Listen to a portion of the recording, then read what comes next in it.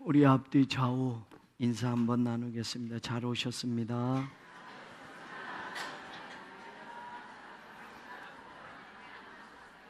한 번 더 인사합니다.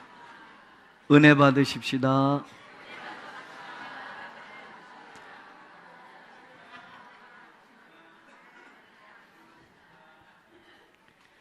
여기서 여러분들의 환하게 웃는 얼굴을 보면 제가 은혜를 받습니다. 제가 은혜를 받습니다. 정말 좋아요. 그렇게 환하게 웃으시면서 남은 생에 하나님의 영광을 위해서 살아가는 우리 모두가 되기를 바랍니다. 어떤 어려움이 와도 어떤 두려움이 와도 포기하지 않고 끝까지 하나님의 영광을 위해서 사는 우리 교회, 우리 성도 되기를 바랍니다. 어제 동작지방 걷기대회가 있었어요. 우리 교회가 가장 많이 참석을 했는데 거기서 이제 제가 교육부 총무라 교회학교 연합회장인 장로님이 이제 목사님 11월 달에 우리 동작지방에 있는 교회에 청소년 집회를 하려고 합니다 라고 그 집회 계획을 보고하고 말씀을 하고 있어서 대화를 나눴어요. 그런데 문제는 30개 교회가 있는데 중고등부 청년부가 제대로 다 갖춰진 교회가 그렇게 많지 않다라는 거예요.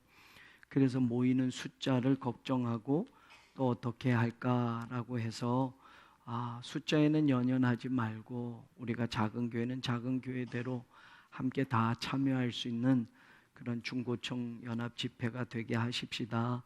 저도 도울 수 있는 거 돕도록 하겠습니다 라고 해서 그 이야기를 나눴어요. 요즘 교회마다 다음 세대인 중고등부 청년부가 줄어들고 있습니다. 사실 그게 우리의 현실인데 저는 이런 걱정들을 숫자의 관심보다는 질적인 문제, 질적인 신앙의 고민으로 우리가 다음 세대를 생각해야 되지 않을까.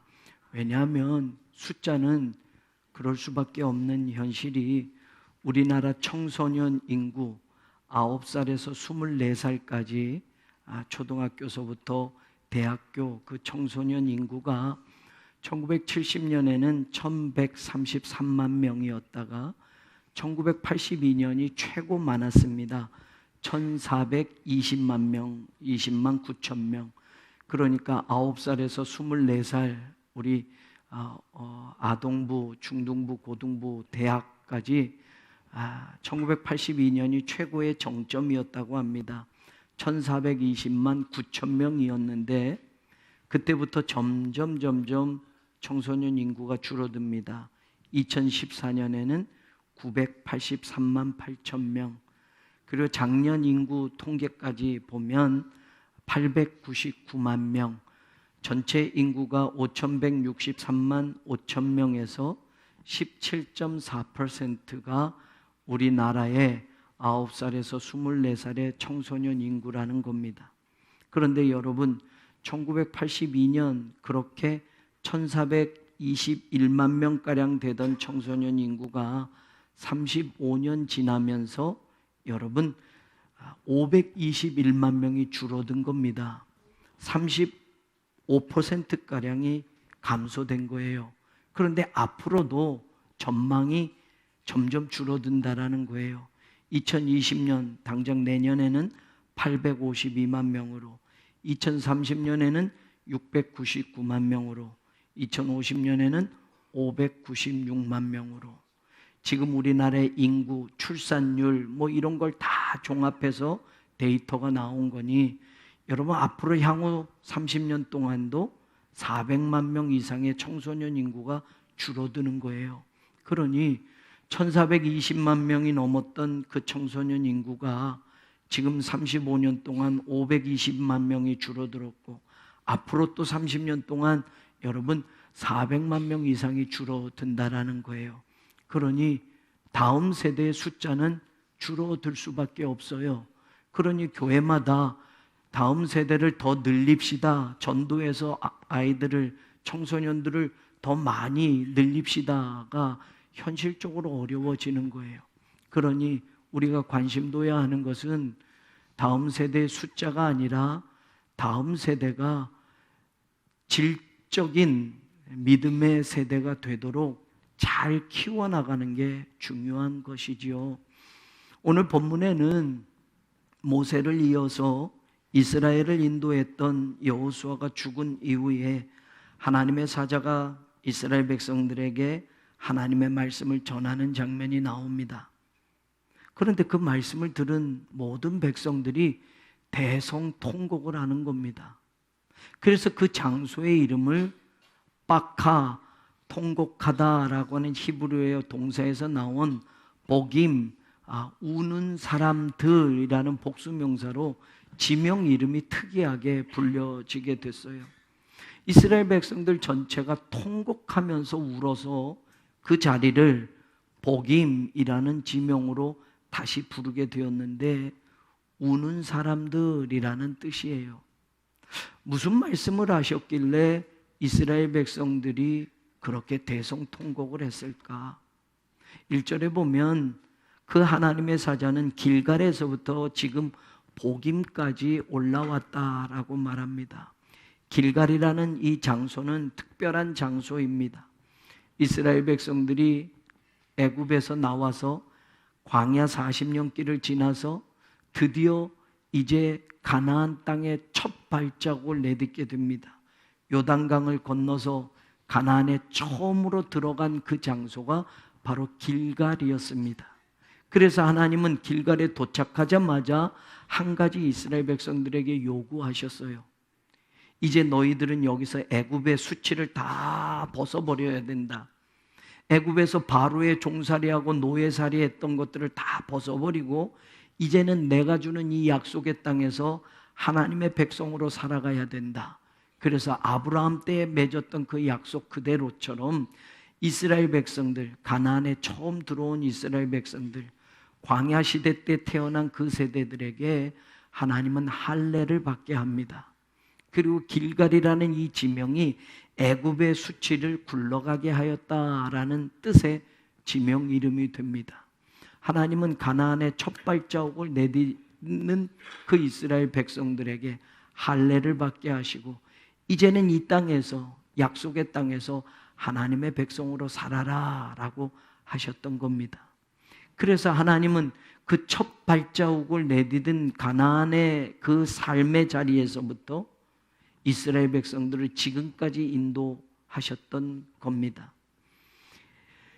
그러면서 오늘 1절에 하나님이 이렇게 그 사자를 통해서 말씀을 합니다. 내가 너희들에게 이렇게 한다라고 주어는 하나님으로 내가로 나오고 세 개의 동사가 나옵니다. 하나님이 하셨던 것, 그리고 하나님이 앞으로 계속 하실 것에 대한 미래에 대한 약속입니다. 그 동사 세 개가 의미가 있는데 올라오게 하였다라는 것과 들어가게 하였다라는 것과 어기지 않을 것이다 라는 뜻입니다. 이 말은 무슨 뜻이냐면 하나님께서 이스라엘 백성들이 가나안 처음 발자국을 내딛는 곳에서부터 지금 복임에 이르기까지 인도하시고 그 이전에도 애굽에서부터 내가 너희들을 이끌어내었다라는 말씀을 하시는 겁니다. I brought you up out of Egypt. 이집트 바깥으로 내가 너희들을 끄집어내어 주었다라고 말합니다. I led you into the land. 그리고 너희들을 이 약속의 땅으로 이끌어왔다라고 하나님께서 두 번째 또 말씀합니다.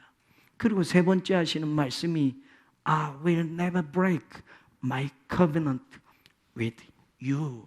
너희와 맺은 나의 언약을 나는 앞으로도 미래에도 깨지 않을 것이야 라고 말합니다.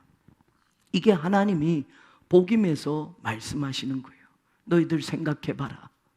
400년 동안 종살이하던 그곳에서 내가 너희들을 끄집어내지 않았느냐? 그리고 지금 이 약속의 땅으로 내가 너희들을 인도해오지 않았느냐? 앞으로도 나는 너희와 맺은 나의 약속을 I will never break. 나는 절대로 깨지 않을 거야 라고 하나님이 말씀하십니다.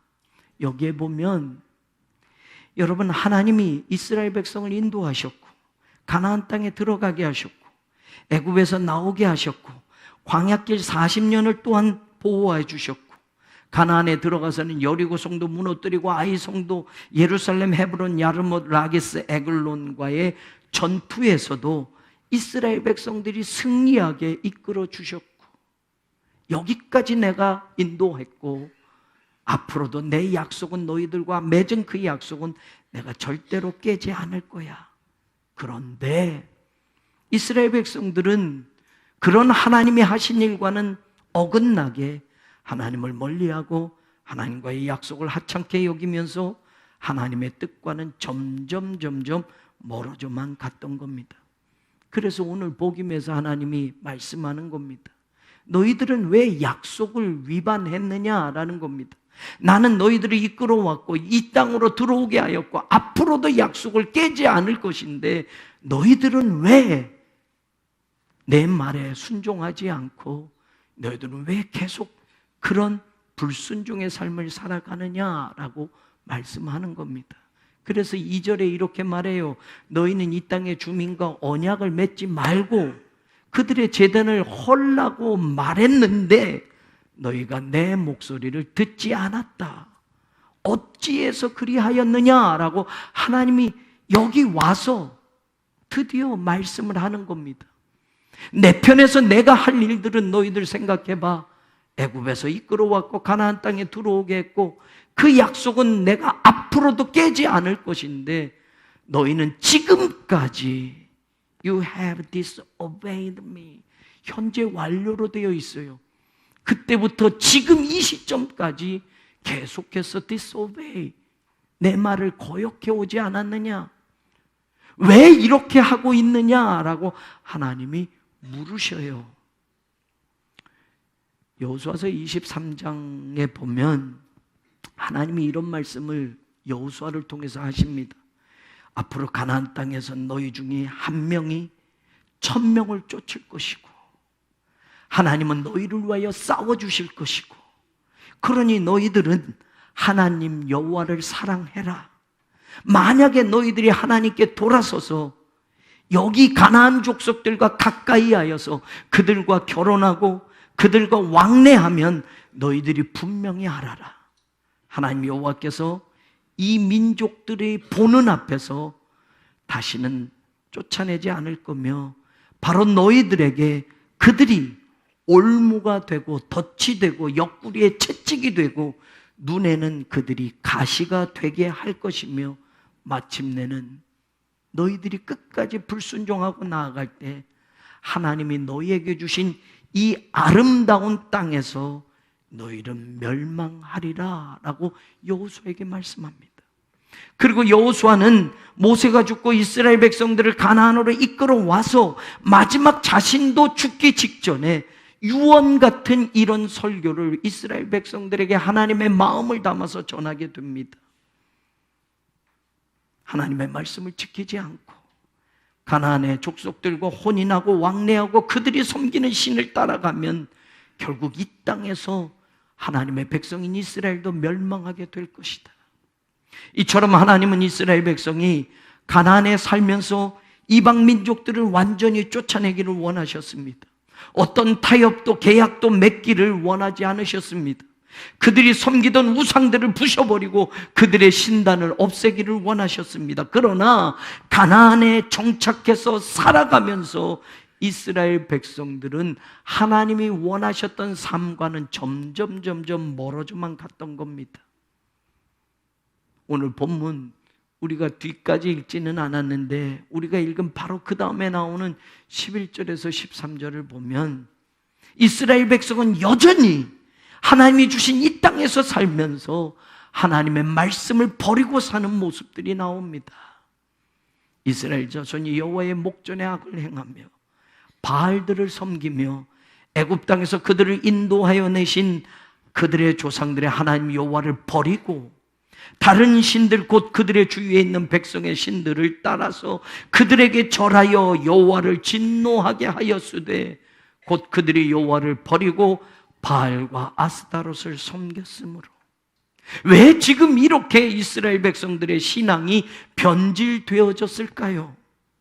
오늘 본문에 우리가 눈여겨봐야 하는 중요한 구절이 바로 이 이야기 앞에 2장 10절에 나옵니다. 그 세대의 사람도 다 그 조상들에게로 돌아갔고 그 후에 일어난 다른 세대는 여호와를 알지 못하여 여호와께서 이스라엘을 위하여 행하신 일도 알지 못하였더라. 문제는 바로 여기에 있었습니다. 왜 가나안 정착 이후에 그 다음 세대는 하나님을 알지 못한 세대가 되었을까? 하나님이 자기 조상들에게, 자기 부모님에게, 자기 조부들에게, 자기 조상들에게 행하셨던 그 모든 일들도 그들은 알지 못한 세대가 되었을까? 아마 하나님을 알던 세대가 동시에 한순간 다 죽었다면 신앙의 전수가 되지 않아서 가능하겠지만, 세대는 세대로 generation to generation 계속 이어져 가는 것이 아닙니까? 문제는 하나님을 알던 세대에 있다라는 겁니다. 오늘 본문에 나오는 것처럼 복음에서 너희가 내 목소리를 듣지 아니하였다라고 하나님의 사자를 통해서 이런 말을 들었던 먼저 세대에게 문제가 있다라는 겁니다. 신앙의 맥이 끊어졌습니다. 신앙은 말로 전해지는 것이 아닙니다. 신앙은 삶으로 전해져야 합니다. 아버지가 아무리 하나님을 사랑해라고 말해도 아버지가 그렇게 살지 못하면서 아들 하나님이 사랑하는 삶을 기대할 수 없는 겁니다. 하나님이 함께 하시는 놀라운 이적을 체험했던 아버지가 가나안에 정착해 살면서 바알을 따라가고 이방 여인을 사랑하고 살면, 그런 아버지 밑에 자녀가 하나님을 믿고 살기를 바라는 것은 어불성설이라고 합니다. 그 이후 세대는 하나님을 당연히 떠나버리게 됩니다. 말로는 하나님을 믿어야 돼 라고 하지만 그 세대가 하나님을 믿는 삶을 보여주지 않으면 다음 세대는 그 신앙을 유산으로 물려받을 수 없다라는 말입니다. 아버지도 어머니도 하나님 말씀보다는 가나안 사람들처럼 가나안 방식을 쫓아 살아갔고, 하나님의 간섭 없이 자기 마음대로 결정하며 살았고, 세상에 이득이 있다고 한다면 가나안 족속들과 결혼을 시키면서 살았고, 결국 하나님을 버리고 이방신을 섬기고 살았기에 이스라엘의 신앙은 맥이 끊어져 버렸다라는 말입니다. 그래서 다른 세대는 하나님을 알지 못하고 하나님이 그들의 조상들 이스라엘을 위해서 행하신 일도 알지 못하였더라라고 성경은 말합니다. 그런데 여러분, 다른 세대라고 말하는 이 다른이라는 히브리어 아헤르라는 이 단어를 조금 더 생각해 봐야 돼요. 영어에는 another generation, 또 다른 세대, 다음 next generation처럼 번역을 했지만 이 다른이라고 하는 아헤르라는 히브리어는 질적인 차이의 다름을 말하는 겁니다. 그래서 더 정확하게 말하면 another generation이 아니라 different generation이 되는 겁니다. 부모의 세대와 신앙의 질이 다르다라는 겁니다. 하나님을 알고 믿고 살았던 그 세대와 그 다음 세대는 질적으로 차이가 나게 되었다라는 말입니다. 그래서 하나님을 알지도 못한 세대가 되었고, 하나님이 이스라엘을 위해서 행하신 일조차도 알지 못한 질적으로 믿음이 떨어진 세대가 되었다라는 말입니다. 저는 성전 건축을 위해 기도하면서 우리 교회가 수십 년 된 30년이 넘은 낡은 건물이 부서지고 새로운 성전을 지어서 새로운 교회를 갖게 된, 그런데 여러분, 우리가 믿음을 건물만 물려주는 세대가 된다면, 믿음의 유산이 아니라 새 건물만 물려주는 세대가 된다면 그것이 하나님이 기뻐하실 일이겠느냐라는 겁니다. 저는 우리 교회 다음 세대가 점점 인구는 줄어들지만 진짜로 질적으로 different generation이 되지 않기를 소망합니다. 83년을 지켜오는 동안 눈물의 재단이었고, 우리 믿음의 선배들의, 믿음의 장로님들의, 믿음의 권사님들의 눈물과 기도와 무릎 꿇음으로 이 제단을 지키신 하나님, 저는 그 믿음의 유산이 우리 다음 세대로 이어져가는 그런 교회가 되기를 원합니다. 새로운 교회를 꿈꿉니다. 새로운 교회를 바라봅니다. 그 새로움은 건물만 새로움이 아니라 우리의 믿음도 새로워져야 합니다. 다음 세대를 키워가야 합니다. 다음 세대를 세상의 더러움에서부터 건져내서 복음의 신앙으로 길러내야 합니다. 그리고 주님이 말씀하신 대로 땅 끝까지 세계를 품고 끝까지 복음을 들고 나아가는 그런 교회가 되어야 합니다. 오늘 이스라엘 백성은 하나님을 믿고 살았던 세대가 죽고 난 후에 다른 세대가 성장했는데 그들은 하나님을 알지도 못하고 하나님이 하신 일조차도 알지 못했다고 이야기합니다. 저는 우리 교회가 다음 세대를 잘 키워나가는 교회가 되기를 원합니다. 성전 건축보다 더 중요한 건 믿음의 유산을 우리 다음 세대에게 물려주는 것이 되어야 된다는 말입니다. 다음 세대가 복음에 굳게 서서 하나님의 말씀 그대로 땅 끝까지 구원의 복음, 생명의 복음을 전하는 세대로 자라나기를 원합니다. 오늘 본문 말씀은 우리에게 무슨 의미를 줄 수 있습니까? 이스라엘 백성은 다음 세대를 하나님의 말씀으로 키워내지 못했다라는 겁니다. 그래서 그들이 떠나고 난 다음 세대는 next generation, another generation이 아니라 신앙의 질적으로 문제가 있는 different generation이 되고 맙니다. 그러니 하나님을 알지도 못합니다. 이스라엘을 위하여 하신 일도 그 세대는 알지 못합니다. 하나님과의 약속을 지키지 못했다라는 말입니다. 끝까지 가나안 땅을 차지하지 못했다라는 말입니다.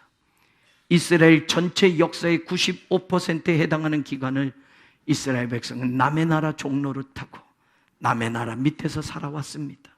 애굽 종살이 400년 넘은 그 세월을 빼고도 사사기에서 80년, 20년, 40년 등 계속 이방 민족의 지배 속에서 살아갑니다. 그리고 미디안, 블레셋, 아말렉, 암몬, 모압, 그리고 아수르, 바벨론에게 망해서 70년 동안 포로 생활, 그 외에는 페르시아의 속국으로 있다, 로마의 지배 아래, 그리고 갈갈이 이스라엘 백성들은 찢겨진 채로 1948년 그들이 국가를 세우기까지 2000년 동안을 나라 없이 전 세계에 흩어져 살았던 민족이었습니다. 이게 적과 꿀이 흐르는 가나안 땅을 약속받았던 이스라엘의 운명이었습니다. 오늘 저와 여러분이 예수님을 믿는다는 것은 무엇입니까? 저와 여러분이 하나님의 백성으로 살아가야 한다는 것은 어떤 의미를 가지고 있습니까? 애굽에서 선택받았던 이스라엘 백성과 똑같은 겁니다. 하나님이 원하시지 않는 거라면 오늘 우리의 삶 속에서 과감히 잘라내야만 합니다. 하나님의 뜻에 어긋나는 것이 있다면 내 삶은 거기서 반드시 돌아서야만 합니다. 예수님을 믿고서 달라진 게 없으면 그 믿음은 아무 능력도 발할 수 없습니다. 그 믿음은 절대로 세상을 이길 수 없습니다. 세상을 이기는 이김은 이것이니 바로 믿음이다라고 말씀하신 주님의 말씀처럼 그 믿음이 되어야 함에도 불구하고 세상에서는 아무 힘도 발휘하지 않는 믿음으로 끝나고 만다라는 겁니다. 예수님을 믿었는데 왜 그 믿음이 우리로 하여금 예배 하나 드리는 것도 힘겹게 합니까? 예수님을 믿었는데 왜 그 믿음이 아직도 교회 밖에서는, 세상 속에서는 세상 사람과 다를 바 없이 똑같은 삶으로 살아가게 합니까? 왜 아직도 내 삶에 중요한 것은 세상 물질이 먼저이고 왜 아직도 내 삶에는 육신적인 생활이 우선이어야만 합니까? 우리가 값없이 받아서 가치가 떨어져 버렸는지도 모릅니다. 값없이 받아서 그 다음도 값없이 행동으로 옮겨지는지 모릅니다. 아마 수십억을 주고 구원받는 거라고 했다면 그 구원받는 믿음은 절대로 잃어버리지 않고 소중하게 간직하며 살았을지 모릅니다. 아무 공로 없이, 아무 대가 없이, 아무 노력 없이 은혜로 받은 구원이기에 우리의 삶도 그 구원받은 이유가 값싼 인생이 되었고, 값싼 믿음을 가지고도 착각하며 하나님을 섬기고 있다고 살아가고 있는지. 바울은 우리를 일컬어 그리스도의 편지, 그리스도의 향기, 새로운 피조물이라고 고린도서에서 말하고 있습니다. 사랑하는 여러분, 저와 여러분의 삶에 세상 사람들이 근처에 오면 세상 사람들에게서 맡을 수 없는 그리스도의 냄새가 우리의 삶 속에서 풍겨져 나가고 있습니까? 저와 여러분의 신앙 속에서 세상 사람들이 우리의 삶을 보면 예수 그리스도의 십자가의 절절한 사랑의 사연을 우리의 인생을 통해서 그들이 읽어낼 수 있는 그리스도의 편지입니까?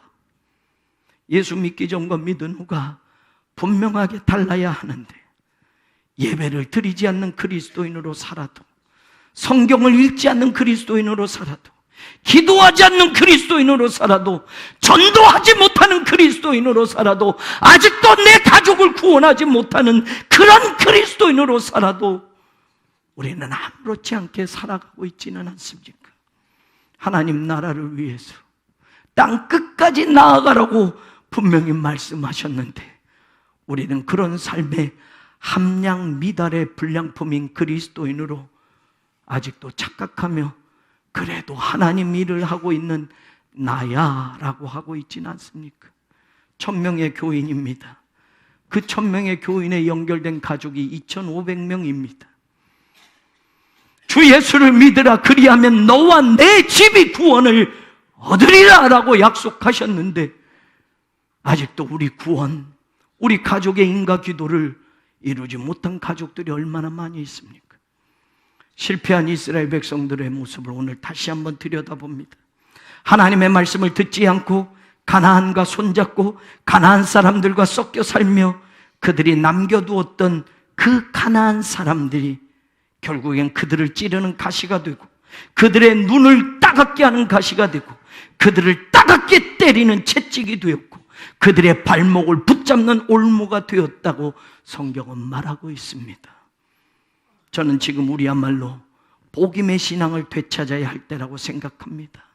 복임은 길갈의 12개의 돌을 다시 보는 신앙의 첫 출발이었습니다.